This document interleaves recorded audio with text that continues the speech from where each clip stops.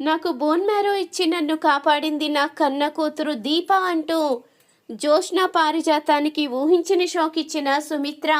ఈ వీడియో గనుక నచ్చితే తప్పకుండా ఒక లైక్ చేయండి. ఇక ఆపరేషన్ అయితే పూర్తవుతుంది. జోష్నకి పారిజాతానికి ఏమీ అర్థం కాదు. ఇంతలో పారిజాతం అయితే జోష్న దగ్గరికి రాగానే జోష్న అయితే అడుగుతూ ఉంటుంది, దీప ఎక్కడుంది అని. ఆ దీప తన గదిలోనే ఉంది. నువ్వు చెప్పినట్టే ఆ బయట గది గుమ్మం ముందే కూర్చుని ఉన్నాను. దీప అయితే బయటికి రాలేదు అంటూ అనగానే జోష్న అయితే ఆలోచిస్తూ ఉంటుంది, ఇదేంటి, నేను ఆపరేషన్ థియేటర్లో ఉన్నప్పుడు దీప లోపలికి వస్తున్నట్టు కనిపించింది కదా, డాక్టర్ అలాగే చెప్తుంది, అలాగే ఇప్పుడు ఈ గ్రాని కూడా అలాగే చెప్తుంది ఏంటి, అసలు ఏం జరుగుతుంది, నేనే వీళ్ళు కన్న కూతురునా, నాకే అర్థం కావడం లేదేంటి అంటూ ఇక ఆలోచిస్తూ ఉంటుంది. అప్పుడే ఇక కార్తీక్ అయితే ఎంట్రీ ఇస్తాడు. ఏంటి పెద్ద మేడం గారు, మీరు చేసిన దాని గురించి ఆలోచిస్తున్నారా? నా కూతుర్ని నేను కాపాడుకున్నాను. నా రౌడీని నా నుంచి ఎవ్వరూ దూరం చెయ్యలేరు. దూరం చెయ్యాలని చూస్తే వాళ్ళని ఎందుకు వదిలిపెడతాను? ఒక్కొక్కరి చిట్టా బయట పెట్టే రోజులు వచ్చాయి. నాకు ఎలా అనిపిస్తుందంటే పెద్ద మేడం గారు చేసిన పనికి ప్రెస్ మీట్ పెట్టి అందరికీ కూడా తెలిసేలా చెయ్యాలని అనిపిస్తుంది. కంగారు పడకండి, ఒక్కొక్కరు చేసిన దానికి త్వరలోనే కౌంటర్లు ఉంటాయి అంటూ ఇక కార్తీక్ అయితే చెప్పి వెళ్ళంగానే, ఇదేంటి, నేను శౌర్యని కిడ్నాప్ చేయించానని తెలిసిపోయిందా? సాక్ష్యాలతో సహా ఉన్నాయి అంటున్నాడు. ఇప్పుడు ఈ విషయం కనుక బయట పెడితే నా పరిస్థితి ఏంటి? అసలు ఏం జరుగుతుందో అర్థం కావడం లేదు. నిజం చెప్పు గ్రాని, దీప తన గదిలోనే ఉందా అంటూ అడుగుతూ ఉండగా, నిజం చెప్పాను కదే, నువ్వు చెప్పినట్టే ఆ గది బయట ఉండమన్నావు, ఉన్నాను. అంతేగాని మళ్ళీ బయట ఉందా లోపలుందా ఇన్నిసార్లు నా దగ్గర క్వశ్చన్స్ చేస్తే నేను చెప్పలేను. దీప్ ఏదో నా శత్రువు కాబట్టి నీకు సహాయం చేయడానికి ఒప్పుకున్నాను, కానీ లేకపోతే నీకెందుకు సహాయం చేస్తాను? నా మనవరాలు ఎక్కడుందో తొందరలోనే వెతికి తీసుకువస్తాను. తనని రమ్మని చెప్తాను. వెతికి తీసుకురావడం ఏంటి? నా మనవరాలు ఇక్కడే ఉందని నా కొడుకు చెప్పాడు. ఖచ్చితంగా తీసుకువస్తాను అంటూ ఇక పారిజాతం అయితే మాట్లాడి వెళ్ళిపోతుంది. ఈ గ్రాని ఒక్కరిది, నేనే తన మనవరాలని చెప్పినా వినిపించుకోదు. అయినా తను వినిపించుకునేదేంటి? నాకే అర్థం కావడం లేదు ఏం చెయ్యాలో అన్నది అంటూ ఇక తన మనసులో అనుకుంటూ ఉంటుంది జోష్న. ఇక అందరూ కూడా ఇంటికైతే వెళ్తారు.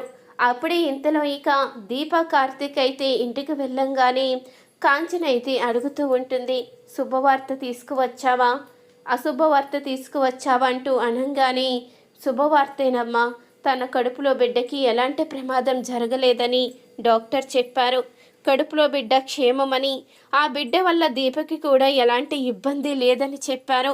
నీ మనవరాలు తొందరలోనే నీ ఒడిలో ఆడుకుంటుందమ్మా అంటూ కార్తీక్ అయితే చెప్పంగానే ఆ మాటకి కాంచన అయితే ఎంతగానో సంతోషపడిపోతూ ఉంటుంది.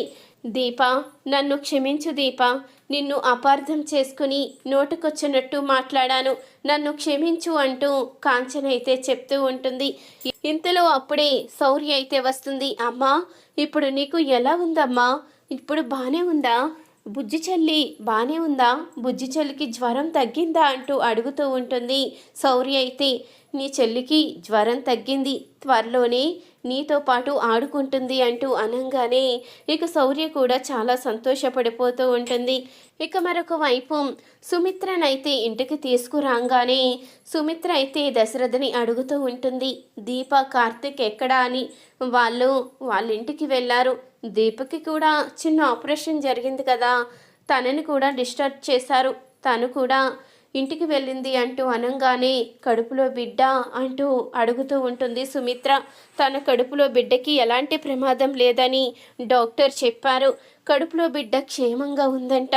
బిడ్డ కారణంగా దీపకి కూడా ఎలాంటి ప్రమాదం లేదని డాక్టర్ చెప్పారు అంటూ దశరథ అనగానే సుమిత్ర అయితే చాలా సంతోషపడిపోతూ ఉంటుంది.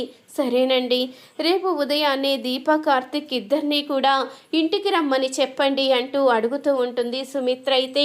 సరే సుమిత్ర, రేపు ఉదయాన్నే వాళ్ళు వస్తారు, తను కూడా ఇప్పుడు సంతోషంగానే ఉంది అంటూ అనగానే అప్పుడు సుమిత్ర చెప్తూ ఉంటుంది, నాకు కూడా చాలా సంతోషంగా ఉందండి. కడుపులో బిడ్డకి ఎలాంటి ప్రమాదం జరగలేదని మీరు చెప్పాక నాకు ఆనందంగా ఉంది అంటూ సుమిత్ర అయితే చెప్తూ ఉంటుంది.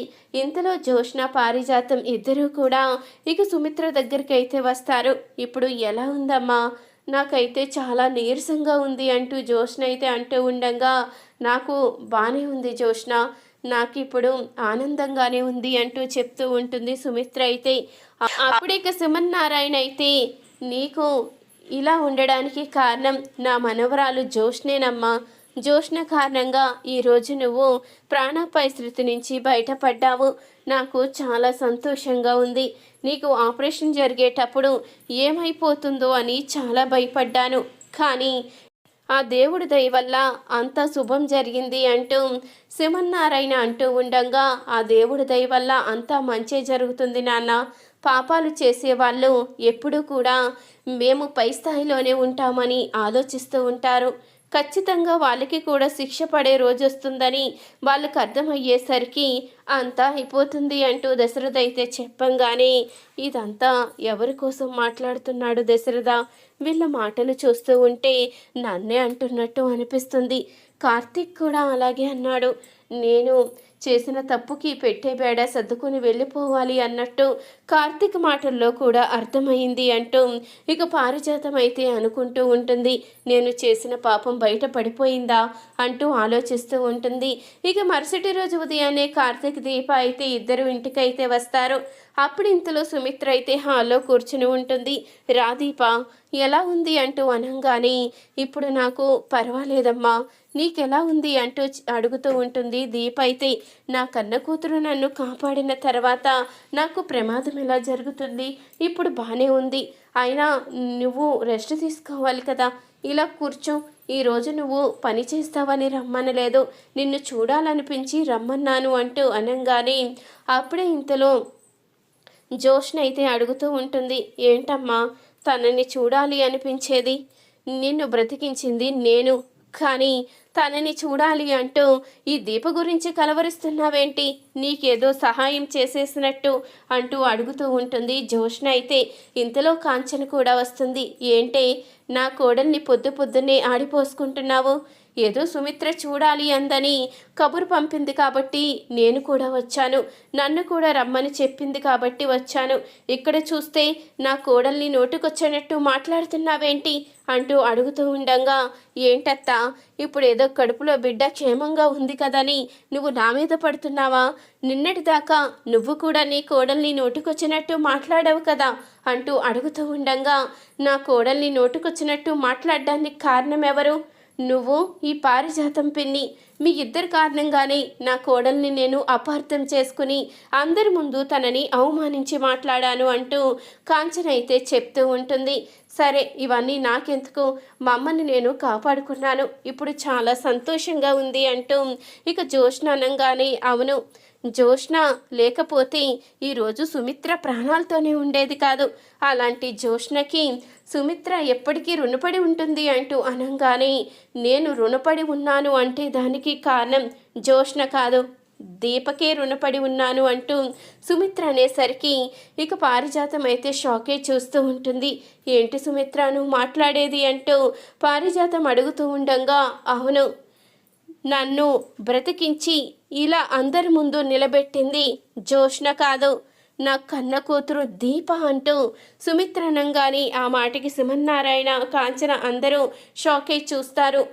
ఏంటి నువ్వు మాట్లాడేది, నీ కన్న కూతురు దీప ఏంటి అంటూ అడుగుతూ ఉండగా, అవును ఆపరేషన్ థియేటర్లోకి తీసుకొచ్చేటప్పుడు నేను స్పృహలోనే ఉన్నాను, దీపని తీసుకువచ్చి ఆ డాక్టర్ మాట్లాడే మాటలన్నీ విన్నాను, నా కన్న కూతురు దీపే అని తెలుసుకున్నాను, నాకు బోన్ మేరో ఇచ్చి కాపాడింది నా కన్న కూతురు దీప, ఇప్పటి వరకు ఈ విషయం తెలుసుకోలేక నేను మూర్ఖురాల్లా ప్రవర్తించాను, ఇప్పుడు అర్థమైంది నా కన్న కూతురు దీప, నేను బ్రతకడానికి కారణం దీప, తన కడుపులో బిడ్డని త్యాగం చేయడానికి ముందుకు సిద్ధపడింది కూడా నా కారణంగానే అని అన్నీ తెలుసుకున్నాను, వదిన నన్ను క్షమించు, నన్ను బ్రతికించుకోవడం కోసమే నా కూతురు తన కడుపులో బిడ్డని త్యాగం చెయ్యాలి అనుకుంది, కానీ ఆ దేవుడి దయ వల్ల తన కడుపులో బిడ్డ కూడా క్షేమంగా ఉంది అంటూ సుమిత్ర అయితే నిజాన్ని బయటపెట్టి జోష్న పారిజాతానికి ఊహించిన షాక్ అయితే ఇస్తుంది. కాంచన, శివన్నారాయణ అందరూ కూడా దీపి అసలైన వారసురాలని తెలుసుకుని ఎంతగానో సంతోషపడుతూ ఉంటారు. ఈ వీడియో కనుక నచ్చినట్టయితే తప్పకుండా ఒక లైక్ చేయండి. మీరిచ్చే ఒక చిన్న లైక్ మా ఛానల్కి ఎంతో మోటివేషన్ ఇస్తుంది.